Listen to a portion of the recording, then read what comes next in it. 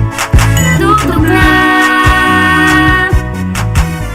It's tangkop, tangkop, tangkop time. We learn all things, it's very fine, masaya.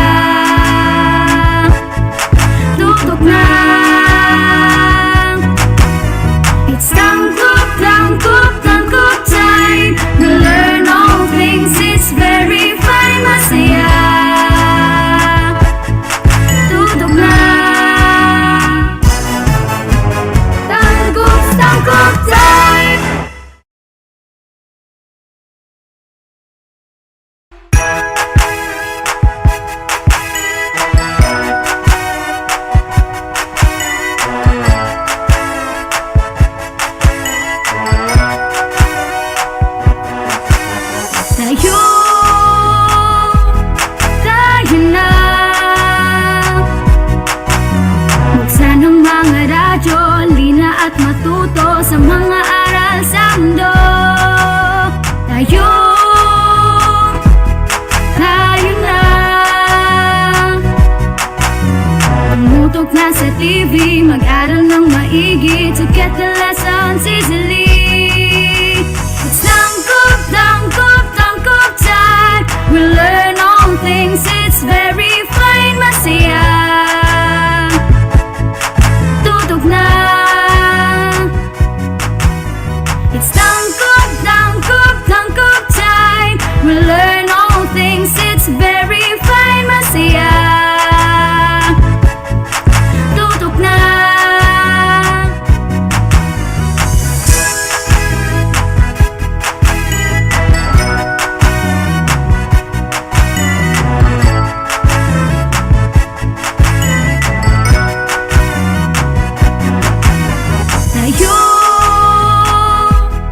Tayo na. Let's come and learn together, supporting one another. We love, we care, we share. It's tangkop, tangkop, tangkop time. We learn all things, it's very fine, masaya. Tutok na. It's tangkop, tangkop, tangkop time. We learn all things, it's very fine, masaya. Tutok na. It's tangkop, tangkop, tangkop time. We learn all things, it's very fine, masaya. Tutok na.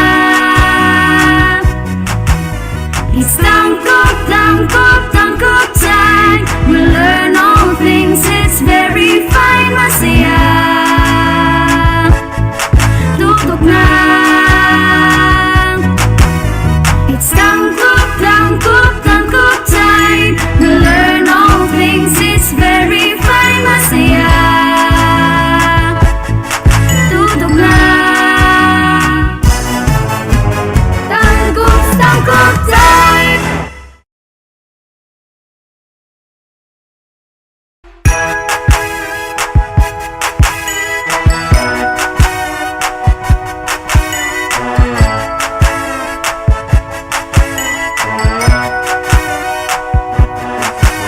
Tayo.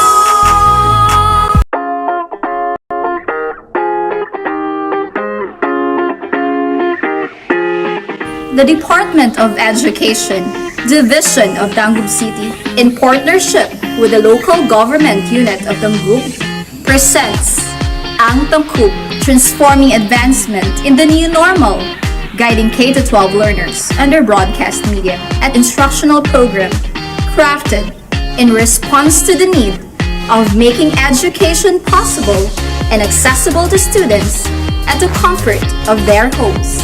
It covers the most essential competencies, thematically layered in drama plays which were originally written, directed, and performed by teachers to see to it that education is securely provided. This is Ang Tangkub.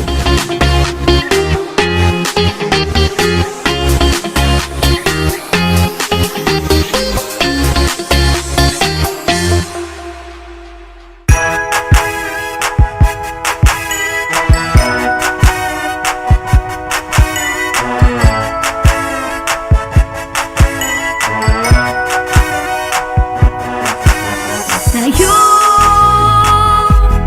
Tayo na.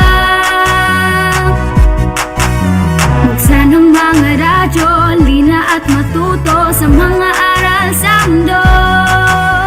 Tayo. Tayo na. Tumutok na sa TV, mag-aral ng maigi to get the lessons easily. It's tangkop, tangkop, tangkop time. We learn all things, it's very fine, masaya. Tutok na. It's tangkop, tangkop, tangkop time. We learn all things, it's very fine, masaya.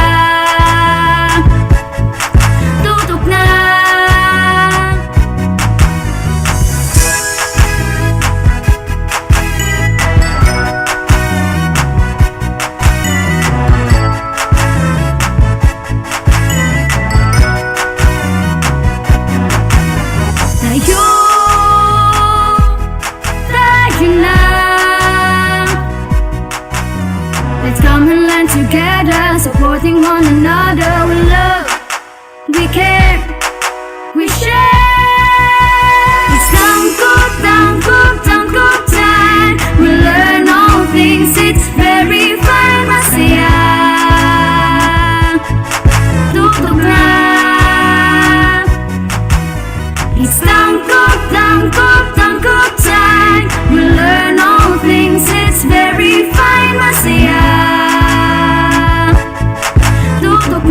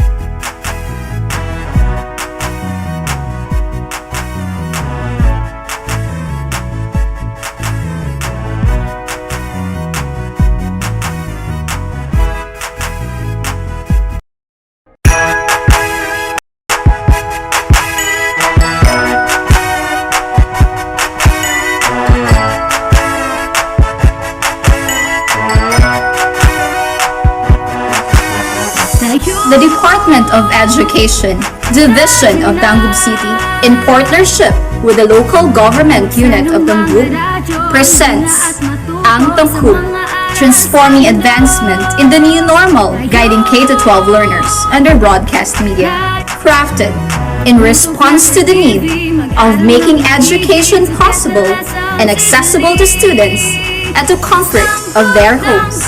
It covers the most essential competencies thematically layered in drama plays, which were originally written, directed, and performed by teachers to see to it that education is securely provided. This is Ang Tangkub. It's Tangkub, Tangkub, Tangkub time. We learn all things, it's very fun, masaya. Tangkub time.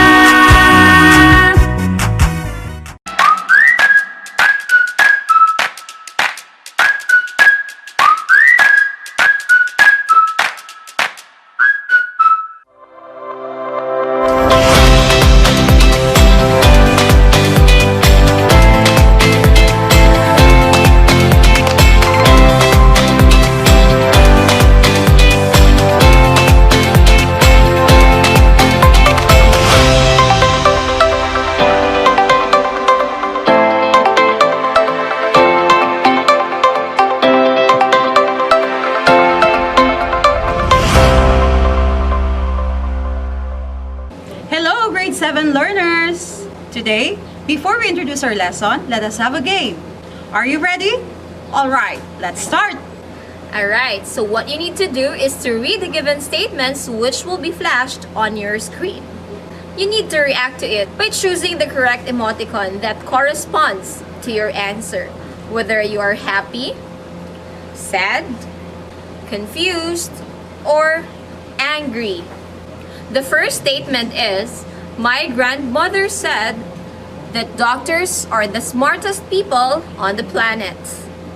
Second statement, our school is going to implement the face-to-face classes during the class opening. Third statement, students will be given tablets in the new normal school setting. And lastly, number 4, malls are not allowing children to enter their establishment. So, what is your reaction to each statement? You're right, our reactions truly vary. Yet, let us reveal the most possible answers. For number 1, the answer is confused. For number 2, the reaction is angry. For the third item, the answer is happy. And for the fourth one, the answer is sad. Great job, learners! Now, certainly you notice that our activity awakens your ability to react to certain situations. It is good to know that you can respond well to situations because your main task is to react to the author's assertion in the text. This lesson, our grade 7 learners, is designed to provide you with fun and meaningful learning opportunities. One of the best ways for an author to express his or her feelings, beliefs, and ideas is through asserting. Assertion is used to let the readers feel that they should agree on the idea they read and hear. This is very common in various fields such as literature, politics, and entertainment. Sample assertion.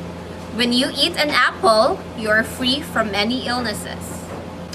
As the readers respond to what is asserted in the text, a reaction is being made. Reaction is an action taken in response to something. Reacting to an assertion is an essential skill in language learning. Making reactions will allow readers to express their thoughts and feelings about the text or situations presented. One can decide to agree or disagree on the given text. Let us have a sample reaction to the given assertion a while ago. The reaction is, truly, I eat an apple every day and I don't get sick easily. These are some of the words to use in giving reactions. For positive reaction, absolutely, definitely, obviously, surely, very, certainly, exactly, really, truly, and yes. For negative reaction, almost, invalidly, no or not, probably, scarcely, contradictorily, never, no longer, and rarely. There are things to remember in reacting to assertions made by an author in a text. First, read and understand the text. Second, analyze the assertion made by the author. Third, state your reaction clearly. And lastly, support your ideas and opinions by explaining your stand. This time, let us take a look at some example assertions and reactions. Sample assertion: drinking a glass of milk can make our bones and teeth healthy and strong. So, how would you react to such assertion? This is an example reaction. Yes, I drink a glass of milk every day and I make my teeth and bones healthy and strong. Let us have another example of assertion. The sentence is, my friend Sheila invites me to eat out since she said that it's already safe. Here is the possible reaction. I will not go with her because my mother said it is not yet safe. At this point, let us try to answer some activities. The following statements, which will be flashed on your screen, are assertions. Give the possible reaction by choosing the letter of the best answer. Number 1, assertion. Children believe that sharks eat humans. Here are the options. Letter A, surely, sharks love the smell of human flesh. Letter B, exactly, sharks stay near the seashore. Letter C, rarely, sharks like to play with humans. Letter D, scarcely, sharks eat fishes. So, what do you think is the possible reaction? Correct! The answer is letter A. Surely, sharks love the smell of human flesh. We use the word surely in giving our reaction. Let's answer the second one. Assertion. If you eat and then immediately go swimming, you will get stomach cramps. Letter A. Certainly, it is not advisable to swim when your stomach is full. Letter B. Absolutely, it is good to eat a lot when you go swimming. Letter C. It is not exciting to have picnic at the beach. And letter D. It is very fun to play volleyball at the beach. Now, what do you think is the possible reaction? That's right. The correct answer is still letter A. Certainly, it is not advisable to swim when your stomach is full. We use the word certainly in giving our reaction. Now, let us read the given assertions based on the pictures. Then, analyze how the reaction is made. Item number 1. Based on the picture, the assertion is, limit the number of passengers in the school bus. And the possible reaction is, absolutely, so that social distancing is observed. Item number 2. Based on the picture, the assertion is, school guard must check students' temperature at the entrance. The possible reaction is, exactly, we must ensure that students have normal body temperature. For the third item, the assertion from the picture is, wear face mask in face-to-face class. And for the reaction, truly, there is lesser spread of virus when wearing face masks. For the fourth picture, the assertion is, limit number of attendees in school meeting. The reaction is, exactly, this is to maintain social distancing. And for the last picture, the assertion is, in a school library, one should observe social distancing. So for the reaction, of course, this is to minimize the crowd inside the school library. Since you already know how to react to what is asserted or expressed in a text, let us check the things that you have learned. Kindly get your activity sheet in English and do the things that are expected of you. Activity number 1, directions. Read the text inside the box comprehensively. React to what is asserted by the author in the text by completing the statements. Activity number 2, directions. Write your reaction based on the picture considering the given situations below. Learning this lesson is important so that in the future, it will be easy for you to make your assertion and react to situations that you may encounter in life. Have a great time, learners. Always remember that the knowledge you get in English helps you become a global citizen capable of conquering the world. This has been your English teachers, Mama Halia And Ma'am Pinky, still here in your one and only educational TV program, Ang Tangku. Goodbye!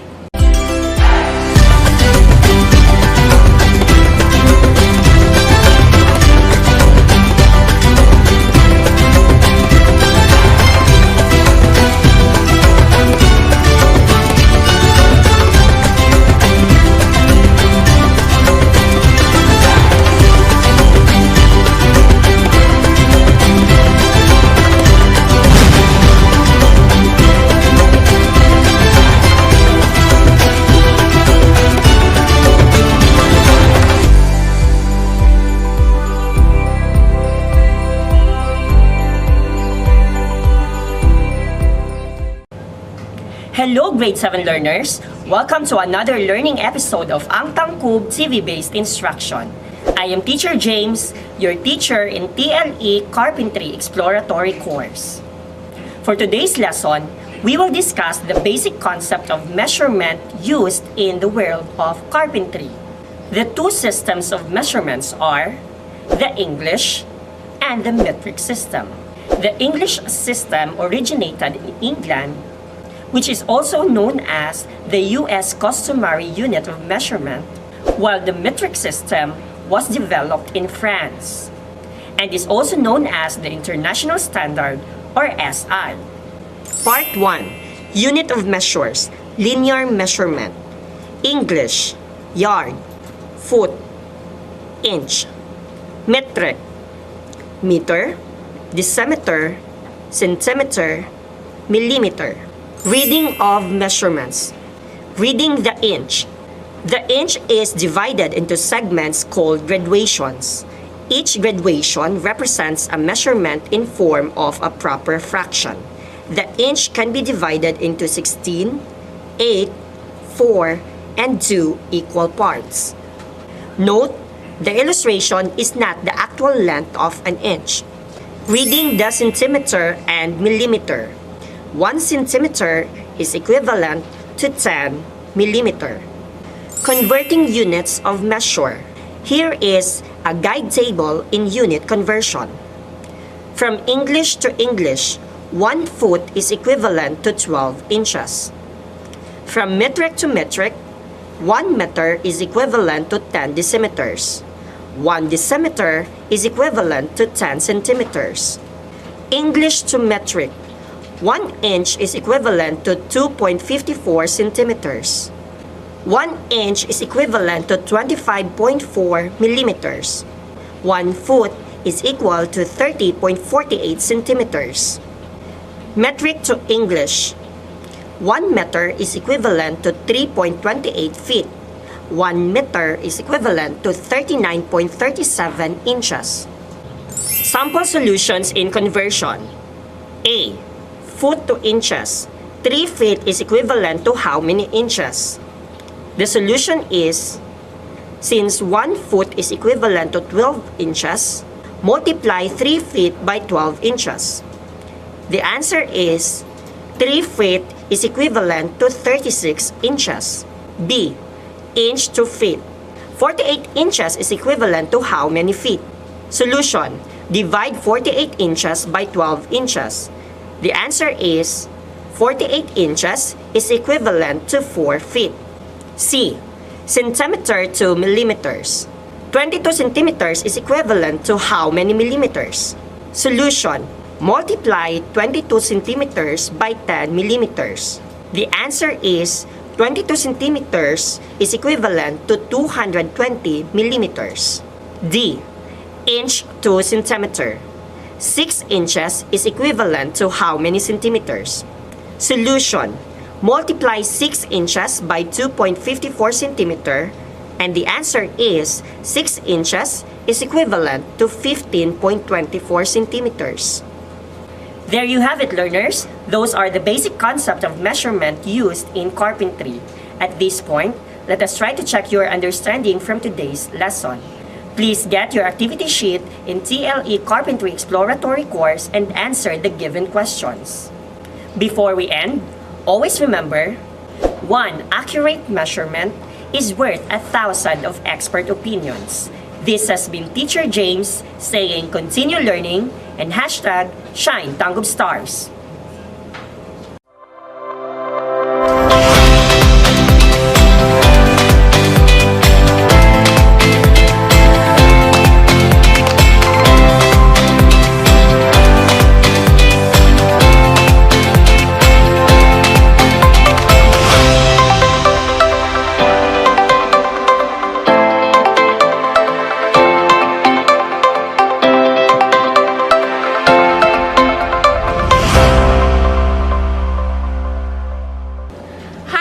Grade 8 star learners. It's a wonderful day to learn another meaningful lesson still here in your one and only educational TV program, Ang Tangkub. Before we start our lesson for today, I'd like you to look at this line from one of the famous poems throughout history by Elizabeth Barrett Browning, How Do I Love Thee?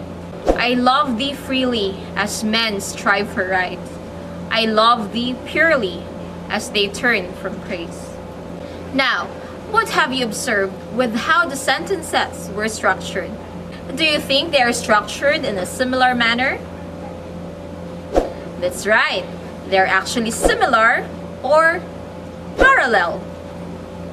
This is done in order to maintain clarity.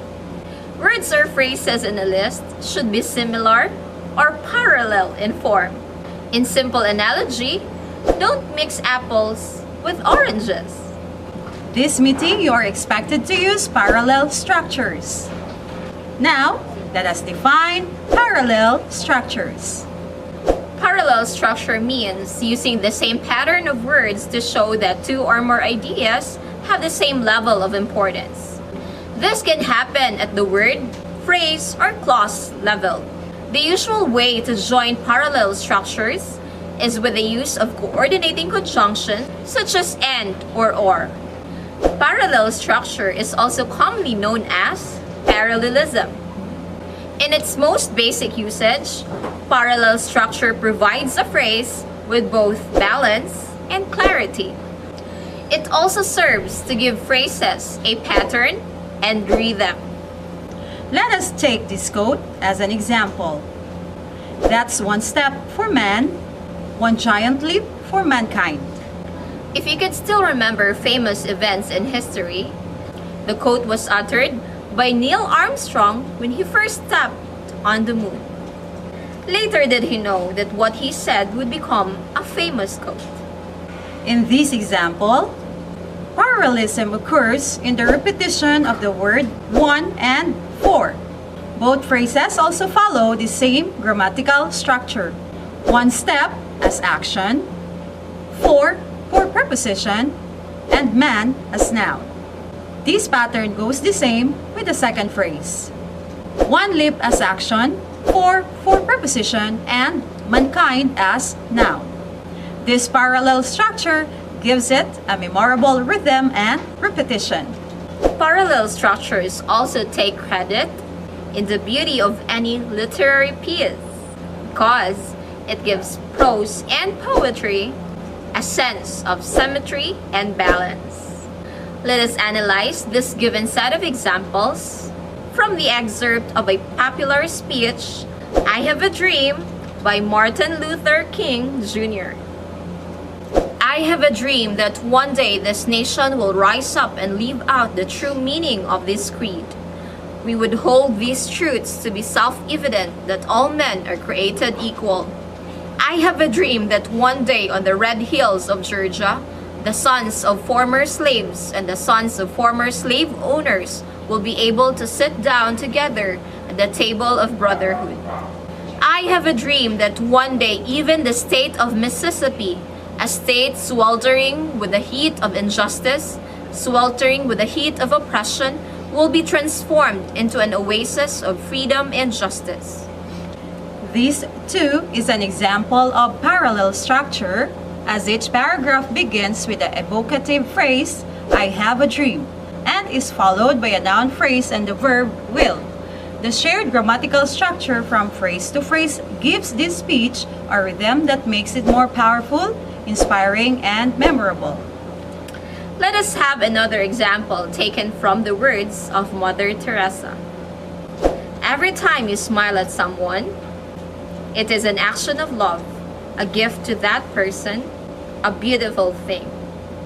In this given example, parallel structure is used to list the effects of smile.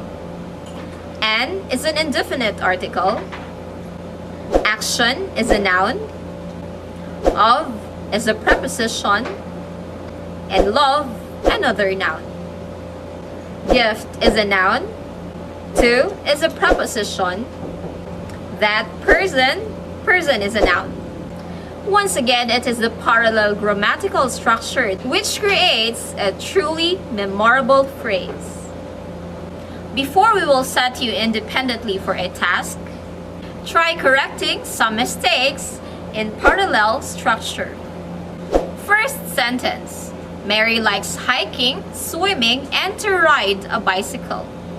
Number 2, the production manager was asked to write his report quickly, accurately, and in a detailed manner.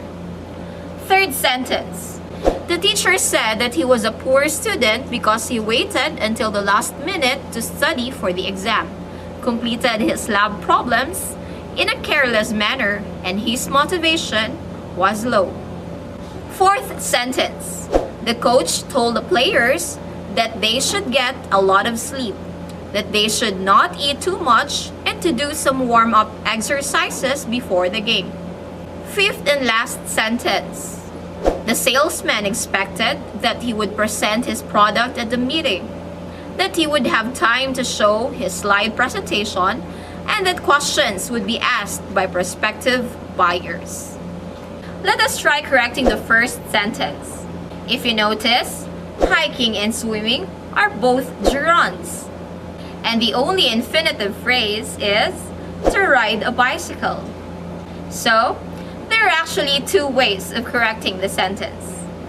First, by making all direct objects as gerunds, and your sentence would look like this. Mary likes hiking, swimming, and bicycling. On the other hand, we can use infinitive phrases for all direct objects. For instance, Mary likes to hike, to swim, and to ride a bicycle. This time, let us look at the second sentence. We would notice that the words quickly and accurately are both adverbs. And to make the sentence parallel, we should change the prepositional phrase in a detailed manner to another adverb. So, what adverb is quite similar in meaning with the phrase in a detailed manner? Exactly. One probable replacement is the word thoroughly. The corrected statement would then be, the production manager was asked to write his report quickly, accurately, and thoroughly. Now, let us correct the third sentence. If this is your corrected sentence, the teacher said that he was a poor student because he waited until the last minute to study for the exam, completed his lab problems in a careless manner, and lacked motivation. Then, you have clearly understood the concept of parallel structure. For the fourth sentence, you may correct it in two ways. First, the coach told the players that they should get a lot of sleep, that they should not eat too much, and that they should do a warm-up exercise before the game. Or you can correct it in this manner. The coach told the players that they should get a lot of sleep, not eat too much, and do some warm-up exercise before the game. Finally, let us correct the last sentence. The corrected version following the parallel structure is this. The salesman expected that he would present his product at the meeting, that he would have time to show his slide presentation, and that prospective buyers would ask him some questions. Notice how the highlighted clauses utilize parallel structure. Now that you already have understood the use of parallel structures, do get your activity sheet in English, read the directions, and answer correctly. Activity number 1, directions. Correct the following sentences for parallelism. Not all sentences require correction. Activity number 2, directions. Correct the following lists for parallelism. Not all lists require correction. And for the last activity, directions. Correct the following sentences for parallelism. Not all sentences require correction. The use of parallel structure allows us to create a readable and understandable passages. Sentences are best understood when structured in a grammatical parallel fashion. More importantly, though, it also provides prose, poetry, and speeches with symmetry that both human eye and ears crave. Certainly, the symmetry provided by parallel structure creates a rhythm and repetition, which can make phrases more catchy, memorable, and compelling. Congratulations for finishing the lesson, grade 8 learners. Always remember that the knowledge you get in English helps you become a global citizen capable of conquering the world. This has been your English teachers, Ma'am Mahalia, And Ma'am Pinky, still here in your one and only educational TV program, Ang Tangkub. Goodbye! Bye!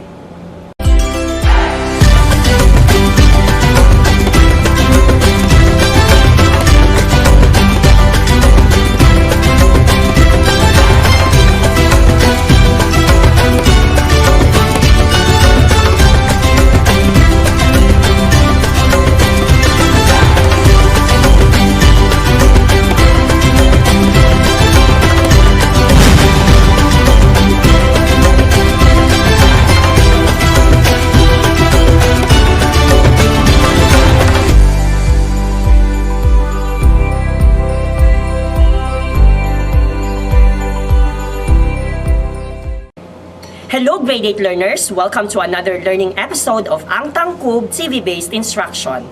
I am Teacher James, your teacher in TLE Computer Hardware Servicing Exploratory course. For today's lesson, we will explore the world of computer memory. Computer memory. Although memory is technically any form of electronic storage, it is used most often to identify fast, temporary forms of storage. If your computer's central processing unit or CPU had to constantly access the hard drive to retrieve every piece of data it needs, it would operate very slowly. When the information is kept on the memory, the CPU can access it much more quickly. Most forms of memory are intended to store data temporarily. The CPU accesses memory according to a distinct hierarchy, whether it comes from permanent storage or the hard drive, or input such as the keyboard. Most data goes to the random access memory first, or the RAM. The CPU then stores pieces of data it will need to access, often in a cache, and maintains certain special instructions in the register. Read-only memory or room chips are located in the motherboard. Room chips contain instructions that can be directly accessed by the CPU. Basic instructions for booting the computer and loading the operating system are stored in room. Room chips retain their contents even when the computer is powered down. The contents cannot be erased or changed by normal means. Random access memory or RAM is the temporary storage for data and programs that are being accessed by the CPU.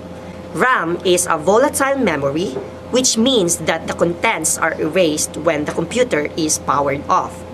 The more RAM in a computer, the more capacity the computer has to hold and process large programs and files, as well as enhance system performance. Storage drives. Storage drives read or write information on magnetic or optical storage media. The drive can be used to store data permanently or to retrieve information from a media disk. Storage drives can be installed inside the computer case, such as a hard drive. For portability, some storage drives can connect to the computer using a USB port, a FireWire port, or an SCSI port. These portable storage drives are sometimes referred to as removable drives and can be used on multiple computers. Hard drive. A hard drive or hard disk drive is a magnetic storage device that is installed inside the computer. The hard drive is used as permanent storage for data. In a Windows computer, the hard drive is usually configured as the C drive and contains the operating system and applications. The hard drive is often configured as the first drive in the boot sequence. The storage capacity of a hard drive is measured in billions of bytes or gigabytes or GB. The speed of a hard drive is measured in revolutions per minute or RPM. Multiple hard drives can be added to increase storage capacity. Optical drive. An optical drive is a storage device that uses lasers to read data on the optical media. There are three types of optical drives: the compact disc or CD, digital versatile disc or DVD, and Blu-ray disc or BD. External flash drive. An external flash drive, also known as a thumb drive, is a removable storage device that connects to a USB port. An external flash drive uses the same type of non-volatile memory chips as solid-state drives and does not require power to maintain the data. These drives can be accessed by the operating system in the same way that other types of drives are accessed. There you have it, learners. Those are the things you need to bear in mind when it comes to computer memory. At this point, let us try to check your understanding from today's lesson. Please get your activity sheet in TLE Computer Hardware Servicing Exploratory course and answer the given questions. Before we end, always remember, memories are timeless treasures of the heart. This has been Teacher James saying continue learning and hashtag Shine Tanggub Stars.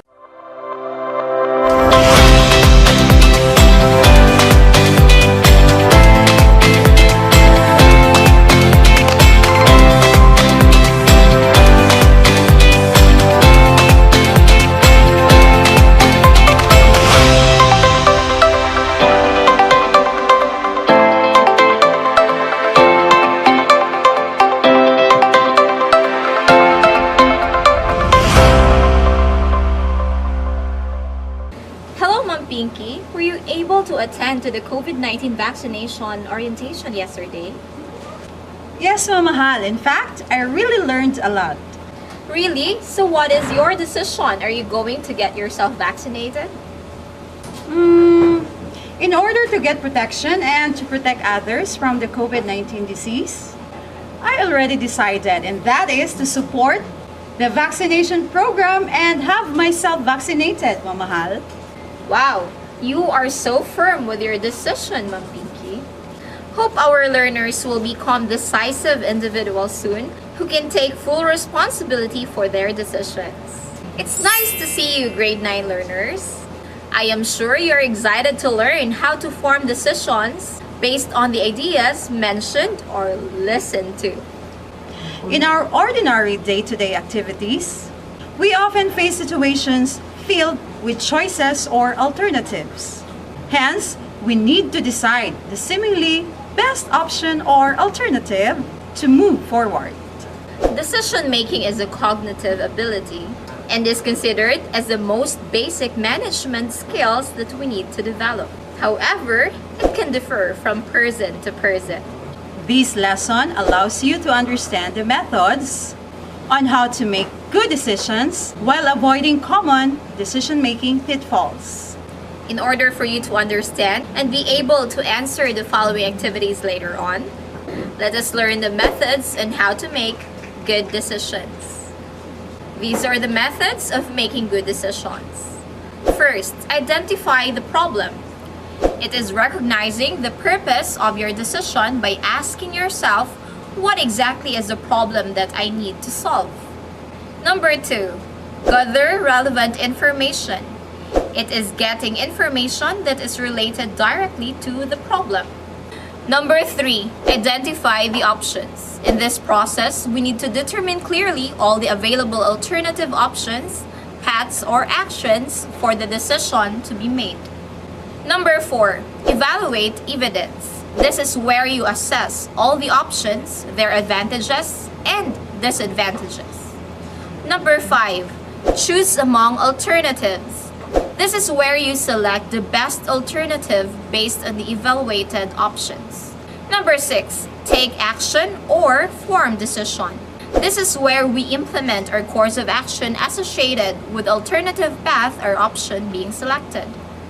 And lastly, number 7, analyze the result. Examine the outcome achieved after the implementation of the action.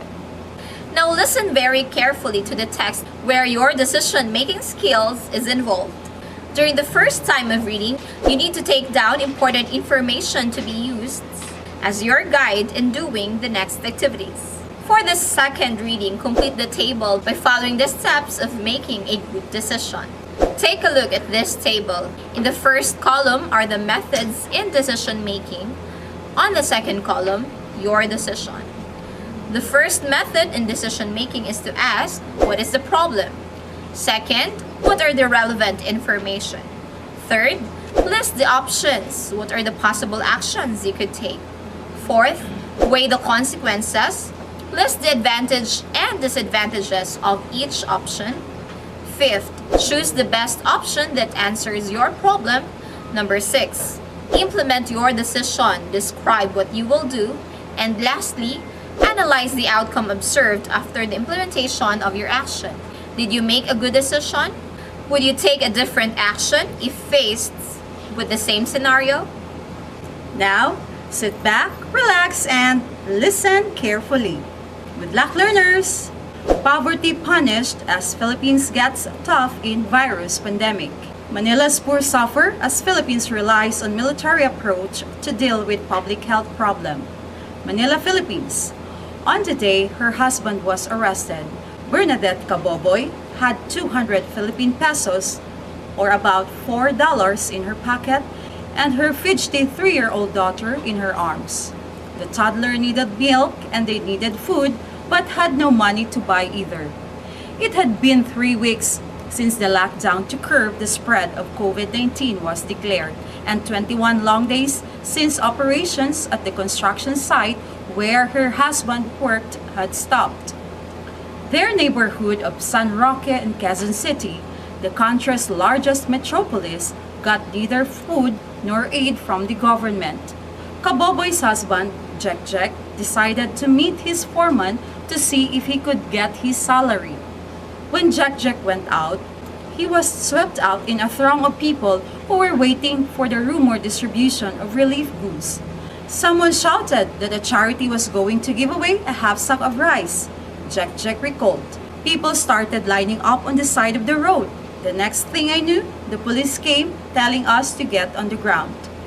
Jack and 20 other residents of San Roque were arrested on April 1 and charged with violating quarantine protocol, disobedience, and illegal assembly. Footage of police with riot shields and batons violently dispersing the crowd went viral. Concerned citizens put together 367,500 pesos or $7,350 to bail out the Sun Rocket 21 after 5 days in detention. Critics warn that the Philippine government's heavy-handed approach to the public health emergency is criminalizing the poor for violating quarantine protocols that are impossible for them to follow, quashing their legitimate pleas for food and economic aid and putting them at risk of infection in cramped detention centers. While they were in a police custody, there was no social distancing. There were no proper hygiene facilities or supplies. Doesn't their arrest defeat the purpose of stopping the spread of the virus? Said Cristina Conte of the National Union of People's Lawyers, or NUPL, and lawyer for the Sun Rocket 21, by Ana P. Santos, 14th of April 2020. Now, let us answer the activity. What is the problem? Correct. It is poverty. Question number 2. What are the relevant information to support this idea? Absolutely. These are: first, on the day her husband was arrested, Bernadette Caboboy had 200 Philippine pesos. Second, her husband's work had stopped at the construction site. And the last one, her family got neither food nor aid from the government. Third question, what possible actions could you take? Did you include these ideas in your answers? First, information drive about government programs and support. Second, orientation about the quarantine protocols. If yes, you are doing great. Now, let us proceed to the fourth item. Weigh the consequences and list the advantages and disadvantages.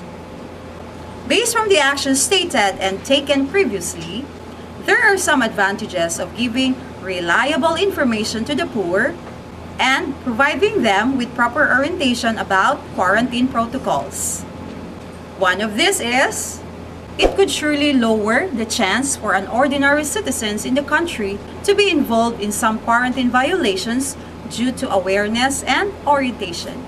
You yourself can assess the responses you made for the remaining items. By doing so, you are now practicing your skill in making the right decision.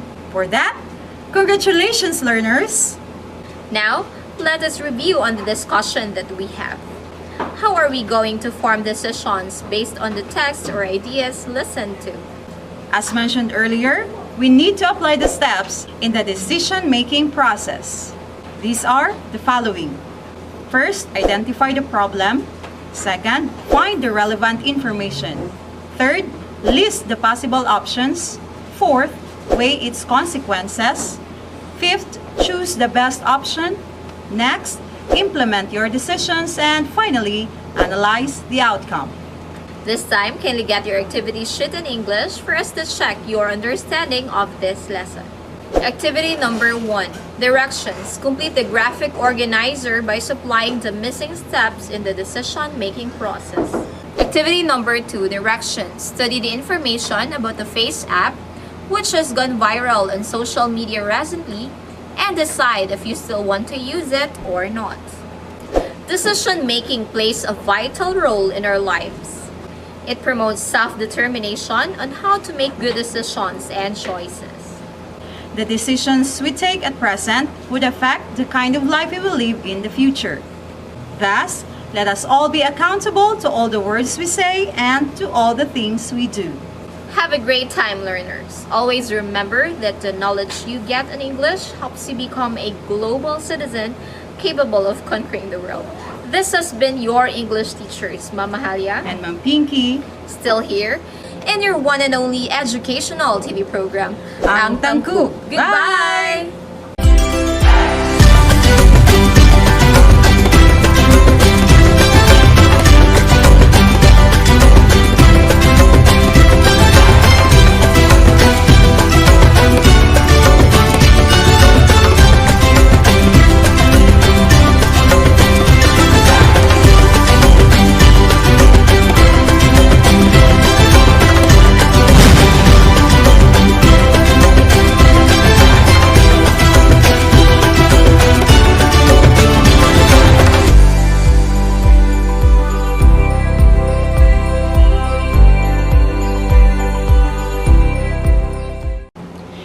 grade 9 learners! Welcome to another learning episode of Ang Tangkub TV-based instruction.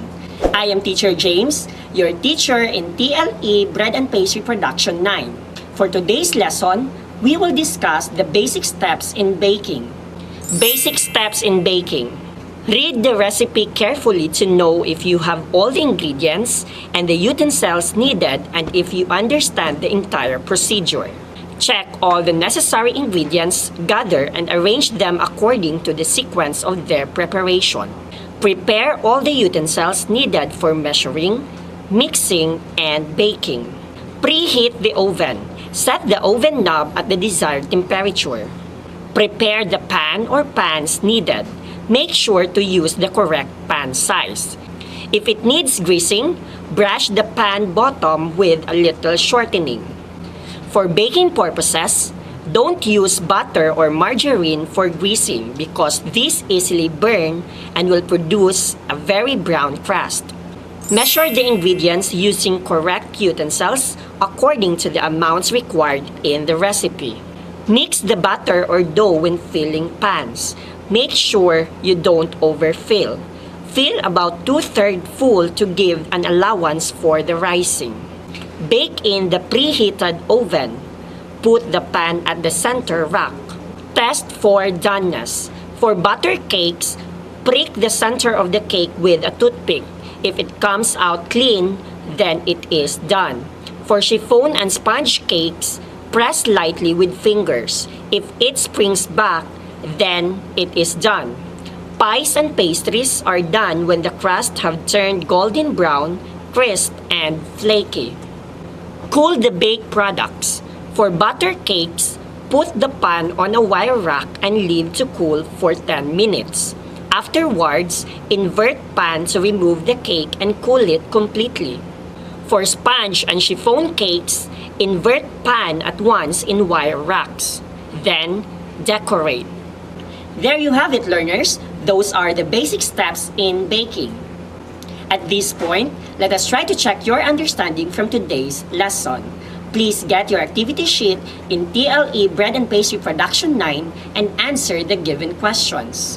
Before we end, always remember that according to the former President of the United States of America, Barack Obama, there is no excuse for not trying. This has been Teacher James saying continue learning and hashtag Shine Tangub Stars.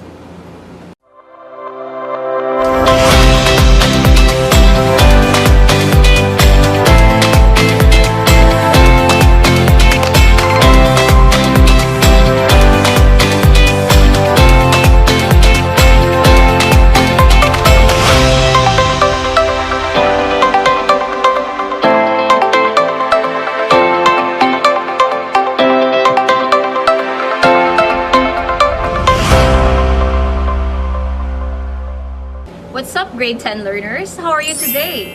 It's a wonderful day to learn another meaningful lesson still here in your one and only educational TV program, Ang Tangkub. Before we start with a new lesson today, let us first have an activity. The 4 picks, 1 word. Alright, kindly study the given pictures and be able to identify the words we are looking for. You have 10 seconds to give your answer.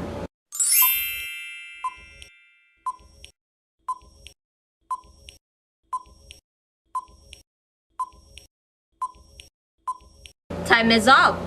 The correct answer is response. Notice the different reactions of the characters in the photos. Their reactions are their responses to what they are reading. This brings us to our lesson because we will be learning another approach in critiquing a literary selection. That's right. If you could still remember last meeting, we learned to critique a literary selection using the formalist approach. This time, we will learn another approach in critiquing a literary piece, which is the reader's response approach.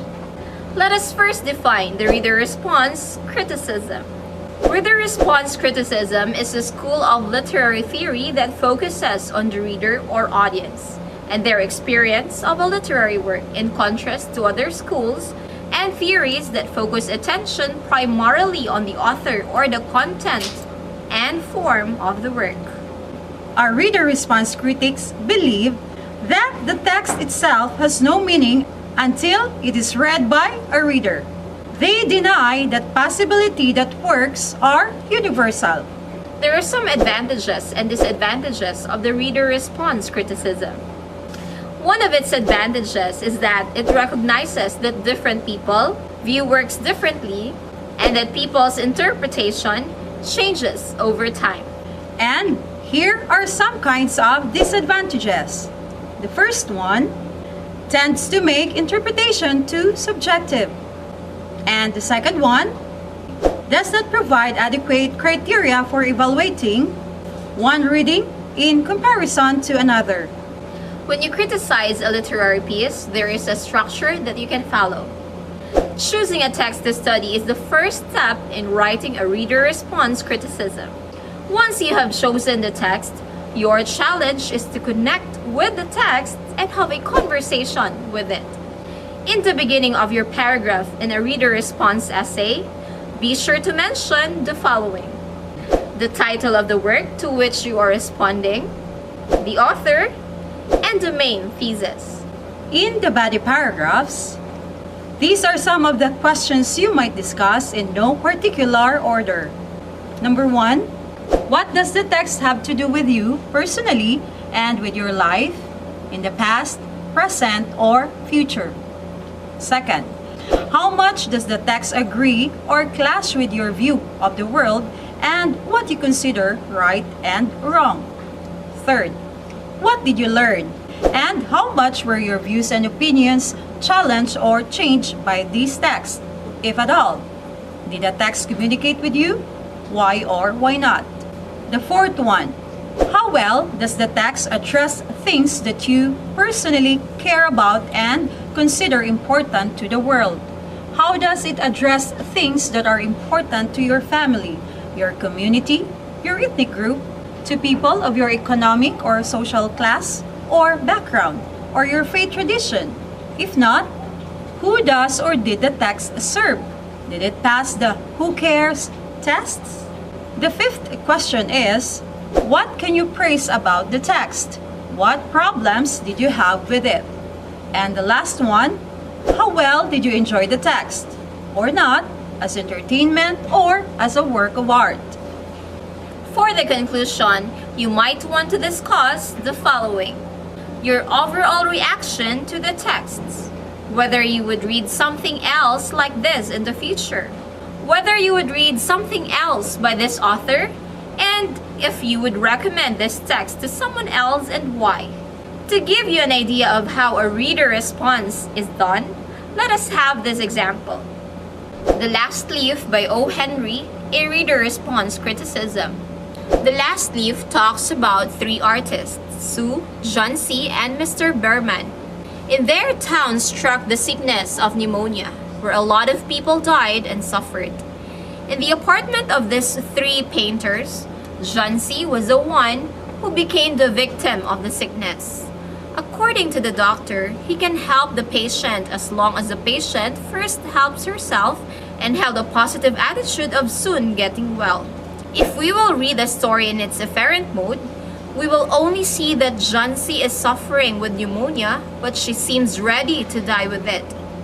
But as we read on the story, it focuses on the change of John C.'s attitude towards getting well and surpassing the sickness of pneumonia.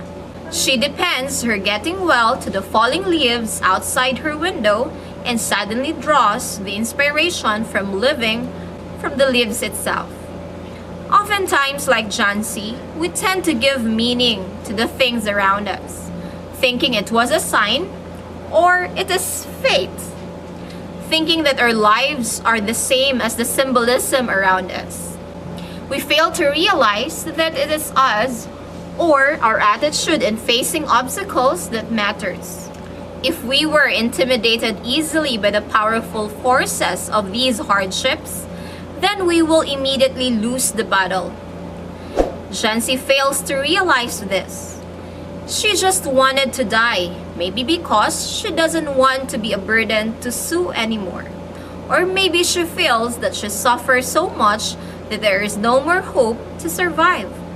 Sue, on the other hand, keeps on having faith that Jansi will still survive. While Mr. Berman, who was introduced in the text as a sort of eccentric and failure painter, became the reason of Jansi's survival of pneumonia. He made Jansi realize that the leaf will not determine whether she will survive or not. Maybe Mr. Berman realized that she is too young to die and there is still hope. The sad part of the story is that someone has to sacrifice himself in order for Jansi to learn. Oftentimes we tend to do that. We make decisions without realizing or thinking hard that we hurt the feelings of others. Most of the time, we just think of ourselves and how we suffered. We became selfish in the situation, and the word I becomes present all the time. And at the end of the day, after we realized our mistakes, we're too late of saving our friends, family, or loved ones from getting hurt. Sometimes even worse, because we inflicted irreparable damage to their feelings. Maybe another lesson that we can learn from the text is that we should always think of the consequences of our actions. Everything that we do or every decision that we make, we should ask ourselves whether it will be good for other people or the other way around. And lastly, facing every obstacle in life with the right attitude gives us the opportunity of winning the battle. We should not be close-minded about things. Attitude can make or break us. When our attitude is right, there is no barrier too high or walls too strong that we cannot overcome. So, do you now have an idea on how to critique a literary selection using the reader's response approach? We are sure that you do. Always remember that there is no right or wrong answer in a reading response. Nonetheless, it is important that you demonstrate understanding of the reading and clearly explain and supports your reactions through some textual evidences. Now it is your time to get your activity sheet in English, read and understand the directions, and do what is expected of you. Directions. Read the eulogy for a pet written by Delma B. Dikino. Run, Papoy, run to your freedom, to your happiness, to the clouds. On your textbook on page 294 to 295. Then write a literary criticism using the reader response approach. Dear learners, we hope that you have learned something from the literary piece that we critiqued a while ago using the reader's response approach. Again, always remember that there is no wrong or right answer, because your interpretation on the text depends on your experiences. Just remember the importance of backing up your claims. Exactly. Literature should be viewed as a performing art in which you as a reader creates your own possibly unique text-related performance. Congratulations for finishing this lesson, grade 10 learners. Always remember that the knowledge you get in English helps you become a global citizen capable of conquering the world. This has been your English teachers, Ma'am Mahalia And Ma'am Pinky, still here in your one and only educational TV program, Ang Tangkub. Bye!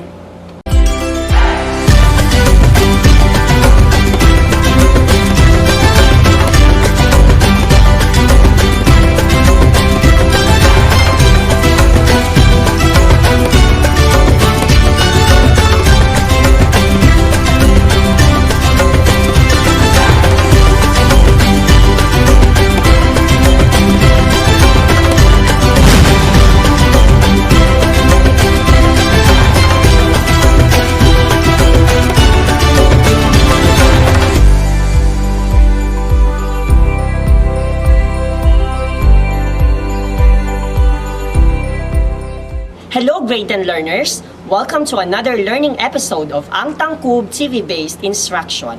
I am Teacher James, your teacher in TLE Housekeeping 10. For today's lesson, we will identify the different cleaning tools used in housekeeping. Cleaning tools used in housekeeping. Dusters. Materials for dusters are made of soft cotton, flannel, or artificial feathers. Dusters are used for removing dust and for wiping various surfaces. Dustpans, used to collect dust and dirt with the help of a broom. Mops, useful tools in wiping dirt and dust from the floor. Mops comes in various sizes for specific purposes. Brooms. Brooms are used in sweeping dirt and dust from the floor and other areas that need cleaning. It may be made from man-made materials like plastic or from natural materials like the soft broom or walis tambo made from tiger grass and the stick broom or walis tingting made from spine of dried coconut leaves. Brushes. Brushes are designed with different sizes and shapes for specific cleaning purposes. After use, brushes should be washed with soap and dried in the sun to last longer. Types of brush. Toilet brush is used for cleaning bidets and toilet bowl. Sink brush is used for unclogging sinks. Scrub brush is used for cleaning sturdy dirt from floors and walls. Carpet hand brush is an alternative for vacuum in cleaning the carpet. Cane brush is a soft nylon brush used to prevent damage to cane surfaces. Soft hand brush goes with a dustpan and is used to collect dust. Wall brush is a soft brush with long handles to clean hard-to-reach walls. Feather brush is used to clean delicate surfaces like lampshades, televisions, and etc. Bucket or pail, used for holding water or detergent while cleaning. Garbage bins are available in plastic with lid to hold gathered garbage and trash while cleaning. Caddy basket, used to hold small tools and chemicals while cleaning. Squeegee, used to gather water while cleaning window glasses. There you have it, learners. Those are the different cleaning tools used in housekeeping. At this point, let us try to check your understanding from today's lesson. Please get your activity sheet in TLE Housekeeping 10 and answer the given questions. Before we end, always remember that according to Brian Herbert, the capacity to learn is a gift. The ability to learn is a skill. The willingness to learn is a choice. This has been Teacher James saying continue learning and hashtag Shine Tanggub Stars.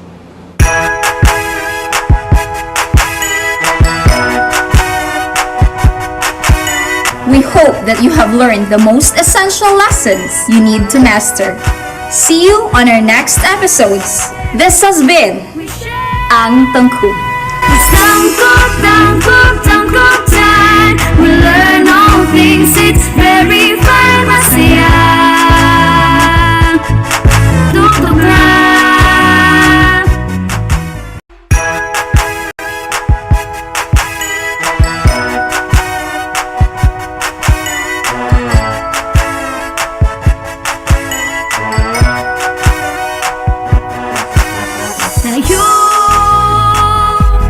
Tayo na. Buksan ang mga radyo, lina at matuto sa mga aral sa mundo. Tayo na. Tumutok na sa TV, mag-aral ng maigi to get the lessons easily. It's tangkub, tangkub, tangkub time. We learn all things, it's very fine, masaya. Tutok na. It's tangkub, tangkub, tangkub time. We learn all things, it's very fine, masaya. Tutok na.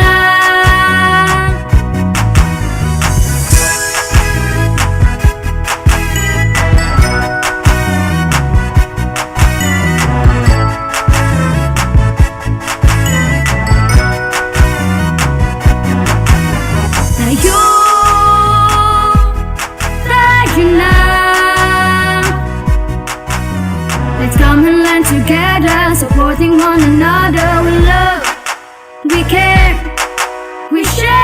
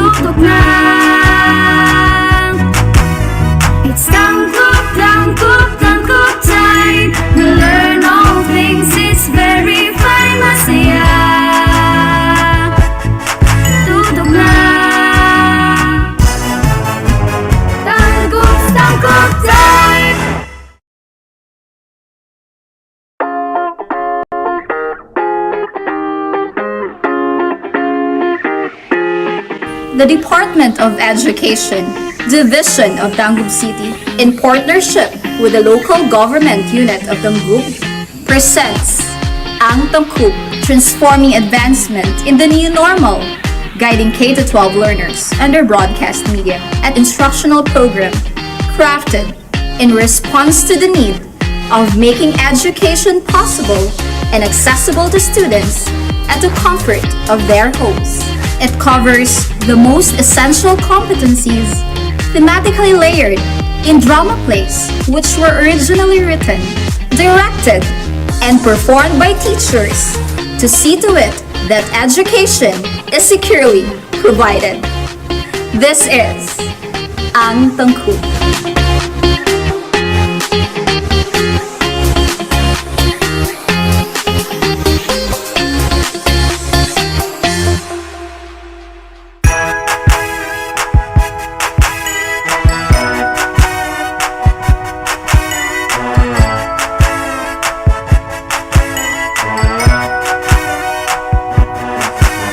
Tayo,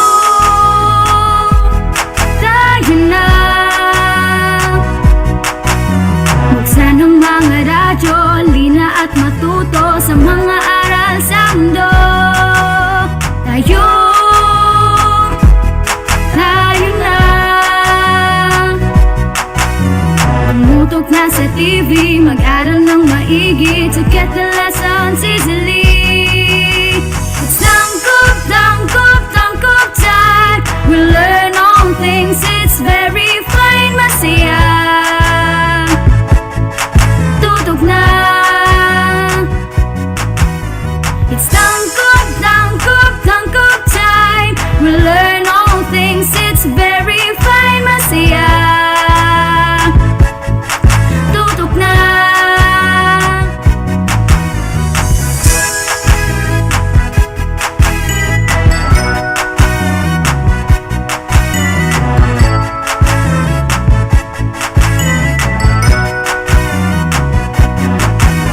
Tayo, tayo na.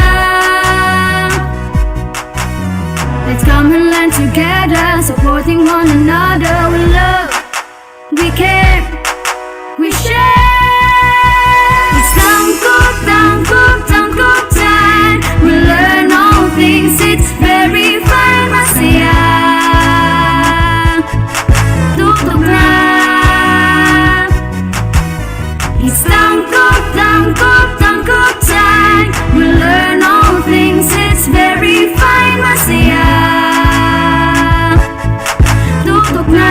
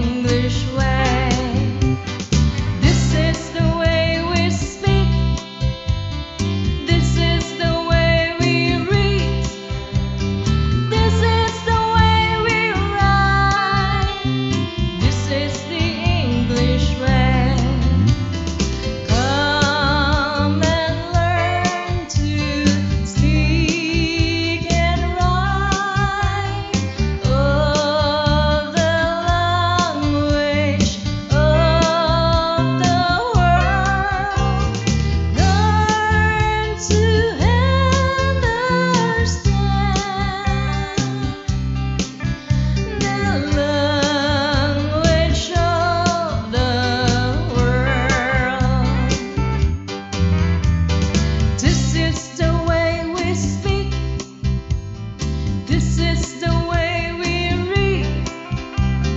This is the way we write. This is the English way. This is the way we write.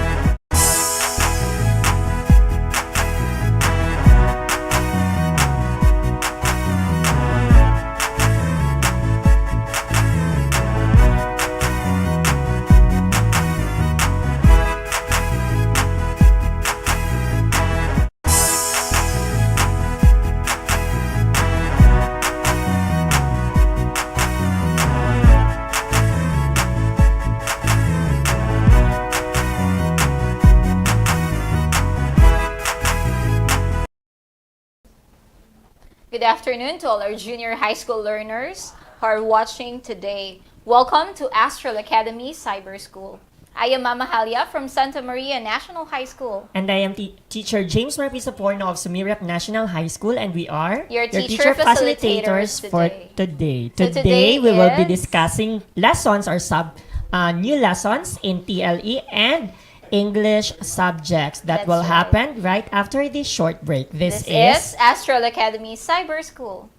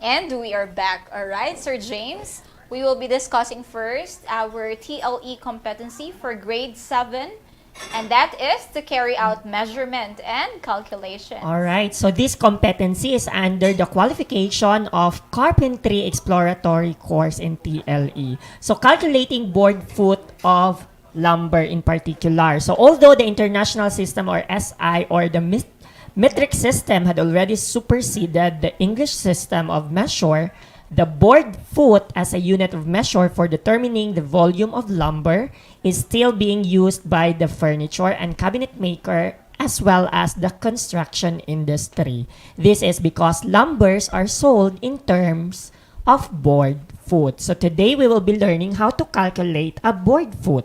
A board foot is 1 square foot of lumber of 1 inch thick.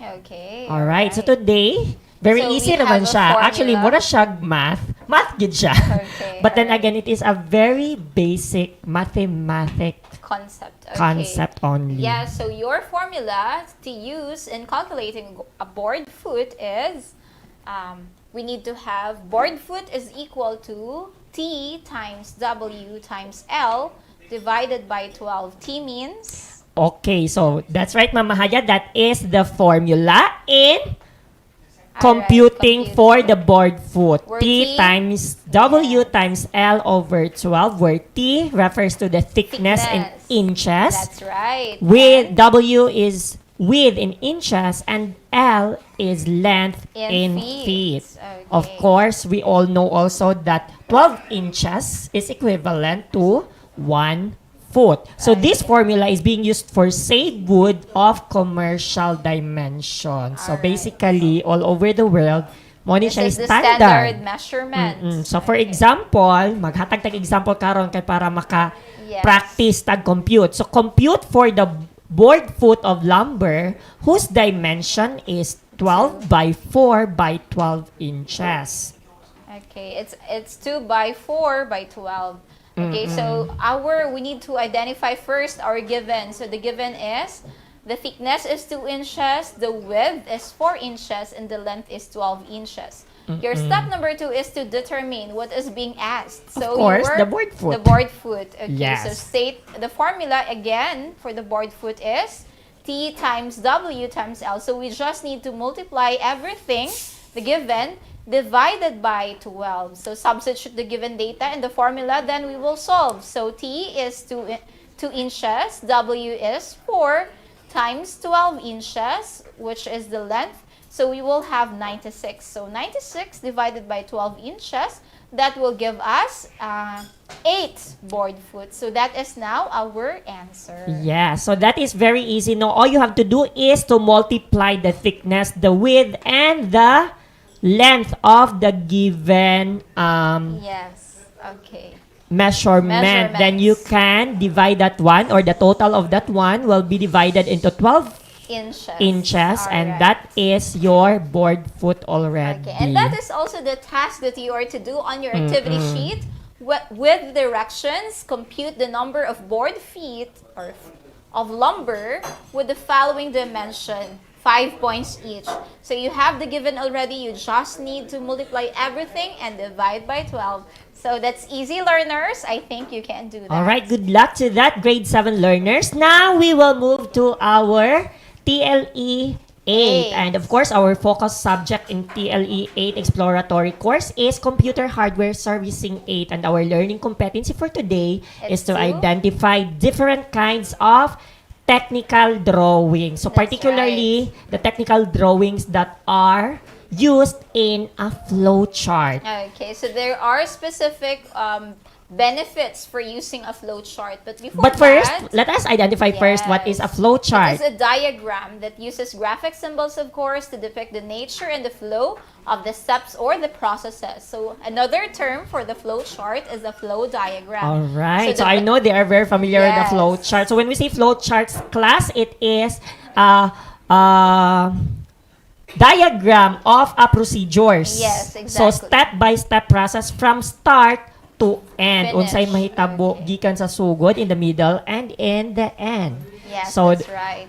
today, So why do we need to use these? First is that it promotes, or the flow charts promote, understanding of a process. It is easier for people to have these ideas laid out in them in just one, looking at it at once. all right. So the second Alright. benefit is to provide a tool for training employees, because the way they visually lay out the sequence of processes or the steps, flowcharts can also be very helpful in training employees to perform the process according to the SOP of an establishment or the standardized procedures. Okay, all right. And you also need to identify, or this also identify the problem areas and of course opportunities for process improvement. So just like SWOT, or the strength, weakness, opportunities, and threats, we can use this flow chart in order to identify all these, break down some processes using this diagram. And I know for sure our learners already know what or how to do the SWOT, because that is one of their first activities during the first quarter. Very good. All right, now we will move to the basic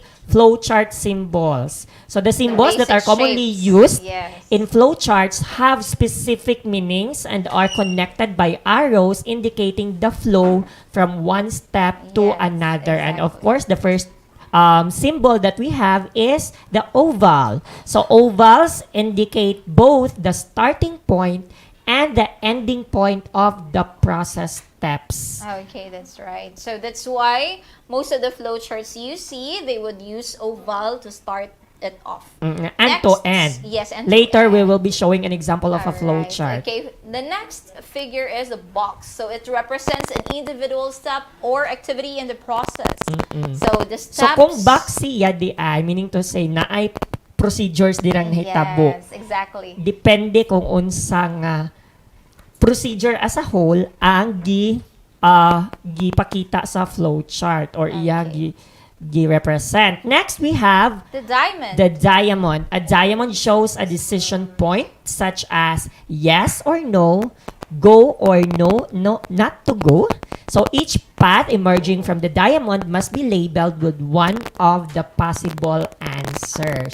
So kung diamond di ay ang iyahang process na kay answer, it is answerable by two, Yes either yes or or no, no, or to yes. go or not to go. Yes, it's a decision. It's for the decision. And the circle, of course, indicates that that particular step is connected to another page or part of the flowchart. So it is a letter placed in the circle, clarifies the continuation. So usually if we use circle, we put there A or B or C. All right, whatever would lead us to the continuation of the All flowchart. right. And the next symbol, we have the triangle. So a triangle shows where an in-process measurement occurs. So nadira ang mga solutions na dahil nga mahitabo nga kinahanglan ato nga specific procedure. So in your SLM, you can see an example of a basic flowchart wherein All right.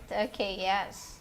All right. wherein we Wherein, have of course, we need to have the oval as the start. Okay, the box for the process. and of course there is A arrows diamond. wherein yes. you can see kung asa padulong ang nahitabo Yes, the nga flow. processes or procedures. All right. And you also have the decision to be made. Is it a yes or a no? There's also an arrow connected to the no part. So that So could if be the no, process. unsa na po'y laing process? exactly. If yes, unsa na po'y There are also mahitabo? other processes until Yes. we reach, of course, another oval that would signify it's the end of the process or flow. All right, so those are the common symbols used in a basic flow charts. Okay. And now let's move to your activity this week. The directions there is to match column A with column B. Write only the letter of your answer on the space provided. That is 2 points each. Okay, stay tuned because we will be right back after a short break. This is still Astral Academy Cyber School.